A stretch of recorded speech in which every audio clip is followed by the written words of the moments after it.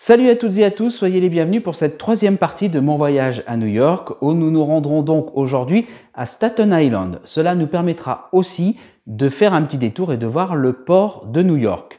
Sur le chemin du retour, nous ferons une halte par le Washington Square et le Flatiron.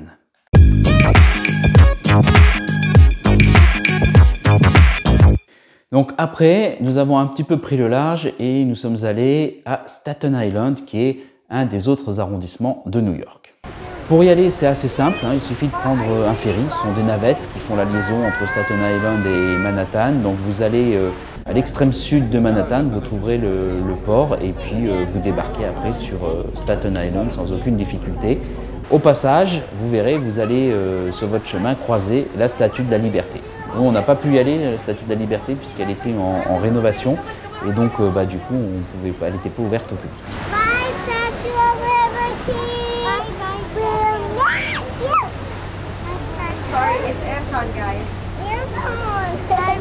Pour vous donner une idée, cet arrondissement de New York fait 151 km², Paris c'est 105. Donc vous voyez, c'est à peu près une fois et demie Paris. Et pour autant, c'est l'arrondissement le moins peuplé de New York avec environ 500 000 habitants. Si vous souhaitez vraiment explorer et passer du temps à Staten Island, sachez qu'il y a un réseau de transport métropolitain qui est proche de celui du métro de New York et qui s'appelle le Staten Island Highway, qui est constitué donc d'une seule ligne, le MTA, et qui traverse Staten Island du nord au sud. Pour ce qui nous concerne, nous on est vraiment resté autour du port, on ne voulait pas passer trop de temps sur cette île, mais quand même y aller parce que ça valait le coup d'œil.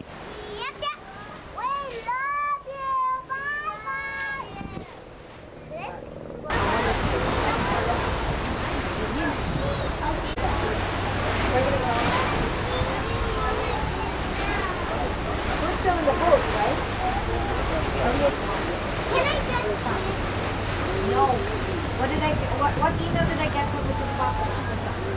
You show me that you deserve it and I will get you one. But not until you pay attention to the class, you will not get anything from it. Not that you go to one game, but you promise me to. Nothing.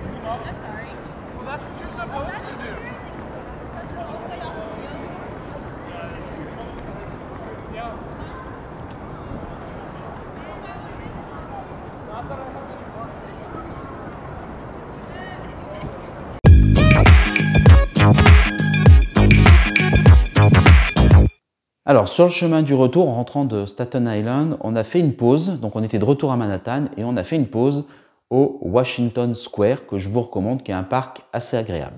Ce parc est situé dans le sud de l'arrondissement de Manhattan, dans le quartier de Greenwich Village. Il est bordé au sud et à l'est par les bâtiments de l'Université de New York, ce qui lui vaut une fréquentation d'une population un petit peu marginale. Dans les années 80, on y trouvait également beaucoup de revendeurs de drogue. Ce parc a une superficie de 4 hectares et c'est l'un des plus populaires du sud de Manhattan. Ce parc concentre tout ce qui reste du côté bohème de Greenwich Village. Alors ce parc possède quelques statues et monuments dont l'arc dédié à George Washington. Cet arc est le véritable symbole du parc. Donc toujours sur notre chemin du retour, on est allé ensuite voir le Flatiron. C'est quoi le Flatiron? Eh bien, je vous ai expliqué en début de vidéo, vous savez qu'il y a Broadway qui coupe un peu de façon étrange Manhattan au milieu de toutes les rues perpendiculaires. Et donc il arrive un moment quand on a une rue qui arrive en biais, et bien, ça fait une espèce de biseau, une espèce de triangle. Et c'est là que vous allez trouver donc ce Flatiron. Donc Flatiron, pourquoi? Parce que Flatiron, ça veut dire fer à repasser en anglais. Et ce bâtiment a vraiment la forme d'un fer à repasser du fait de sa configuration en triangle. Pour info, ce Flatiron est composé de 21 étages et il fait 87 mètres de haut. Et en plus, il a donné son nom au quartier, le Flatiron District. Ce Flatiron a été achevé en 1902 et ça en faisait un des plus hauts gratte-ciel de New York. Attention, il n'a jamais été le plus haut gratte-ciel du monde. Voilà, même si ce n'est pas le plus haut, en tout cas, ça reste quand même un très bel immeuble à voir. À propos de très beaux immeubles, je vous donne rendez-vous pour la 4e partie de ce voyage où nous allons nous rendre dans l'un des plus mythiques des buildings, c'est l'Empire State Building. C'est tout pour aujourd'hui. Je vous rappelle que vous pouvez voir l'intégralité de cette vidéo qui rassemble l'ensemble des épisodes détaillés. N'oubliez pas de mettre un pouce, ça nous fait plaisir et ça soutient la chaîne.